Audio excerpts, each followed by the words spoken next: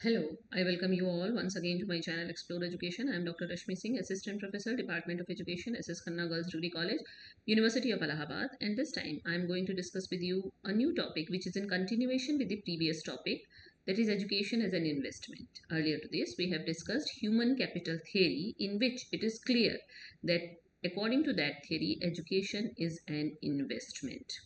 Okay, so this video is focused mainly on education as an investment and public and private investment and their pros and cons. Okay, so let start education as an investment. जैसा कि human capital theory ने कहा, जो कि Gary Becker और Theodore Schultz ने develop की, उन्होंने कहा कि education and training are investments in human capital which can generate economic returns and improve individual productivity. इन्होंने कहा कि ह्यूमन कैपिटल में शिक्षा और प्रशिक्षण एक इन्वेस्टमेंट की तरह काम करते हैं, जिससे कि इकोनॉमिक रिटर्न मिलता है, आपको बाद में वापस मिलता है वो इन्वेस्टमेंट जो आप एजुकेशन या ट्रेनिंग के रूप में अपने ऊपर लेते हैं, करते हैं, और आपकी प्रोडक्टिविटी बढ़ती है। As Schultz notes, the decisive factor in economic growth is not physical capital but human capital. Schultz ने यह भी कहा था कि इकोनॉमिक ग्रोथ में, आर्थिक वृद्धि में फिजिकल कैपिटल नहीं बल्कि ह्यूमन कैपिटल महत्वपूर्ण निर्णायक भूमिका निभाता है।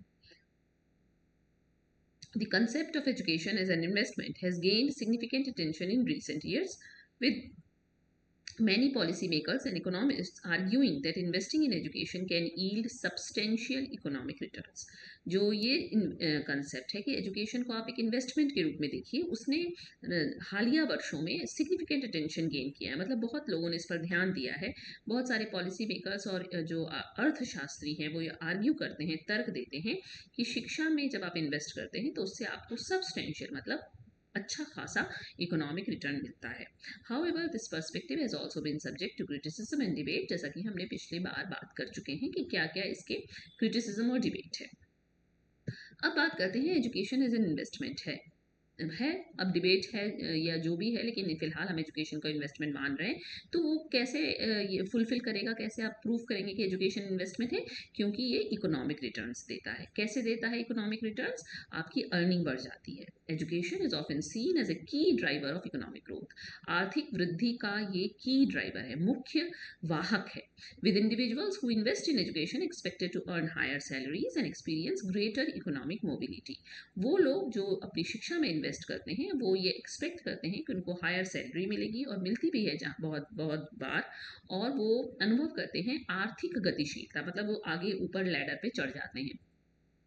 Human capital education is viewed as a form of human capital. मनुष्य की पूंजी के रूप में शिक्षा को देखा जाता है, which can increase an individual's productivity and contribute to economic growth, जिससे कि एक इंडिविजुअल की प्रोडक्टिविटी बढ़ती है और आर्थिक वृद्धि में भी योगदान इसका मिलता है। फिर क्रिटिक क्या है? इसके क्रिटिक्स आर्ग्यू करते हैं इन्वेस्टमेंट पर्सपेक्टिव ऑफ एजुकेशन का। कैसे करते हैं? वो कहते हैं कि आप इकोनॉमिक रिटर्न को ओवर एम्फेसाइज कर रहे हैं। Education is reduced to a mere economic investment. ये लोग, ये अर्थशास्त्री, शिक्षा को सिर्फ और सिर्फ आर्थिक इन्वेस्टमेंट तक घटा के रख देते हैं। इसका रोल जो आपके वैयक्तिक विकास में है, जो सामाजिक गतिशीलता में है, जो सिविक इंगेजमेंट में है, उस पर ये ध्यान नहीं देते। Exacerbates inequality. Those who have the means to invest in education may have greater access to opportunities and resources, widening the gap between the haves and have-nots। मतलब ये आपकी असमानता को बढ़ाता है, क्योंकि जिनके पास साधन है वो तो शिक्षा में इन्वेस्ट करके आगे बढ़ जाते हैं, उनको तो ज़्यादा अवसर और संसाधन मिल जाते हैं, लेकिन जिनको नहीं है वो नहीं कर पाते। तो इससे जिनके पास है और जिनके पास नहीं है के बीच की खाई बढ़ती है, और नॉन मार्केट बेनिफिट को इग्नोर करती है ये थेरी, ये पॉइंट जो कहता है कि एजुकेशन एक इन्वेस्टमेंट के रूप में है। Education provides numerous non market benefits. Education बहुत सारे नॉन मार्केट बेनिफिट भी प्रोवाइड करता है, जैसे आपकी अच्छा पढ़े लिखे होंगे, जानकार होंगे तो आपकी सेहत भी सुधरेगी, आप अपना भी ध्यान रखेंगे, आप सिविक पार्टिसिपेशन करेंगे, आप वोट देंगे, आपका पर्सनल फुलफिलमेंट भी होगा, जो कि इकोनॉमिक मैट्रिक्स कैप्चर नहीं करता है। तो ये इसकी आलोचना है कि इकोनॉमिक रिटर्न पे बहुत ज़्यादा इम्फेसिस, असमानता को बढ़ावा देने वाला, और नॉन मार्केट बेनिफिट की बात ही नहीं की जाती है। तो अब पब्लिक और प्राइवेट इन्वेस्टमेंट को देख लेते हैं। पब्लिक इन्वेस्टमेंट का मतलब है investment in education is crucial for promoting economic growth, social mobility and individual wellbeing. Both public and private sectors play significant roles in financing education, each with its own strengths and limitations. चाहे आपका सरकारी तंत्र है या private sector है, दोनों ही financing education में significant role play करते हैं और सबकी अपनी अपनी खामियां और लाभ हैं। जैसे पब्लिक इन्वेस्टमेंट इन एजुकेशन की बात करें तो government funding, government allocate funds for education including budgetary allocations, grants and subsidies. जो सरकार है वो एजुकेशन के लिए अच्छा खासा फंड देती है, बजटरी एलोकेशन देती है, ग्रांट देती है, सब्सिडी देती है शिक्षा पे। Public goods, public investment in education provides public goods such as universal access to basic education. जब बेसिक एजुकेशन पे सार्वत्रिक पहुंच की बात करती है सरकार, तो वो एक तरीके से पब्लिक गुड हो जाता है यह शिक्षा यहाँ पे, जिससे कि पूरी समाज को लाभ होता है। और इक्विटी एंड एक्सेस यानी कि समता मूलक समाज की हम बात करते हैं, सब तक शिक्षा की बात करते हैं, तो पब्लिक इन्वेस्टमेंट ये इंश्योर करता है कि शिक्षा तक सबकी पहुंच हो, खासतौर से वो लोग जो डिसएडवांटेज्ड हैं। तो ये पब्लिक इन्वेस्टमेंट का फायदा है। ये इक्विटी एक्सेस को बढ़ाता है, इकोनॉमिक ग्रोथ को बढ़ाता है और सोशल कोहेजन को बढ़ाता है। Public education can promote social cohesion by bringing together individuals from diverse backgrounds. विविध पृष्ठभूमि के लोग एक साथ आते हैं और सामाजिक सौहार्द बढ़ता है। प्राइवेट इन्वेस्टमेंट का क्या कंसेप्ट है? प्राइवेट इन्वेस्टमेंट सरकार नहीं कर रही है, सरकार तो करेगी तो सबके लिए करेगी। यहाँ पे आप अपने ऊपर कितना इन्वेस्ट कर रहे हैं, आपकी फैमिली आप पे कितना इन्वेस्ट कर रही है, आपने अलग से ट्यूशन फी लगा रखी है, आपने प्राइवेट ट्यूटर लगा रखा है, अदर एजुकेशनल खर्चे आप करते हैं, तो ये आपका इंडिविजुअल या फैमिली का इन्वेस्टमेंट है। Private sector investment, private companies invest in education through various models such as private schools, online education platforms and corporate training programs। तो ये प्राइवेट सेक्टर है, इनकी फीस ज़्यादा होती है, ये सबके लिए नहीं है, ये फ्री नहीं है और ये मार्केट ड्रिवन है। Private investment in education is often driven by market forces with providers competing for students and resources. मतलब मार्केट में क्या चल रहा है, किसकी डिमांड है, तो स्टूडेंट्स और रिसोर्स के बीच में कभी कम कॉम्पिटिशन भी होता है प्राइवेट इन्वेस्टमेंट में।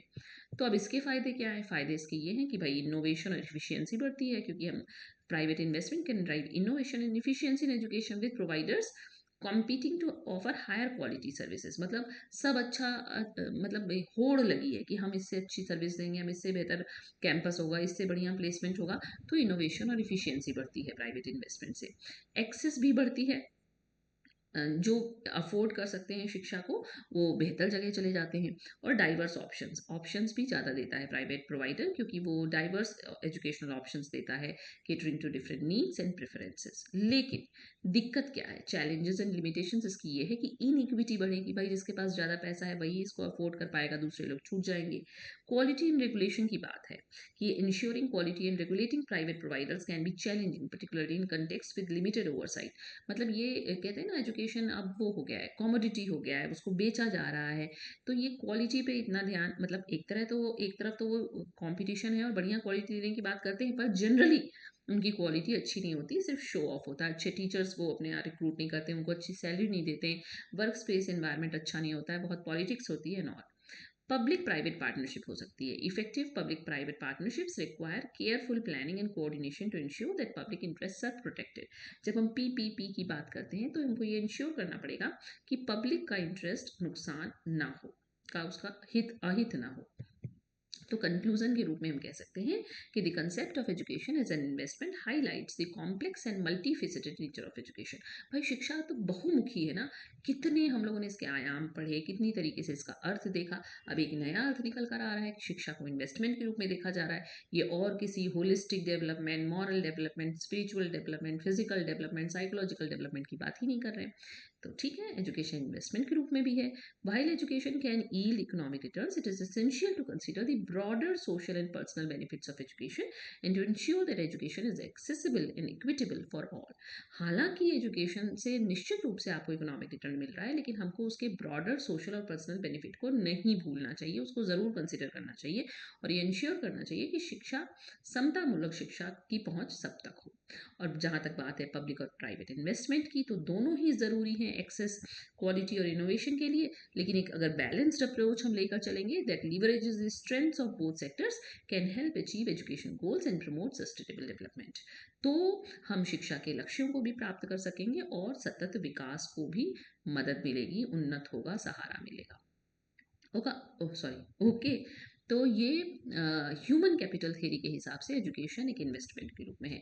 पब्लिक इन्वेस्टमेंट जब सरकार कर रही है, फंडिंग दे रही है, सब्सिडी दे रही है, ये पब्लिक इन्वेस्टमेंट है। प्राइवेट इन्वेस्टमेंट जब प्राइवेट प्रोवाइडर है, वो आपको बढ़िया क्वालिटी देने की कोशिश कर रहा है, बढ़िया कैंपस देने की कोशिश कर रहा है, तो ये प्राइवेट इन्वेस्टमेंट है। दोनों के अपने लाभ और हानियां हैं।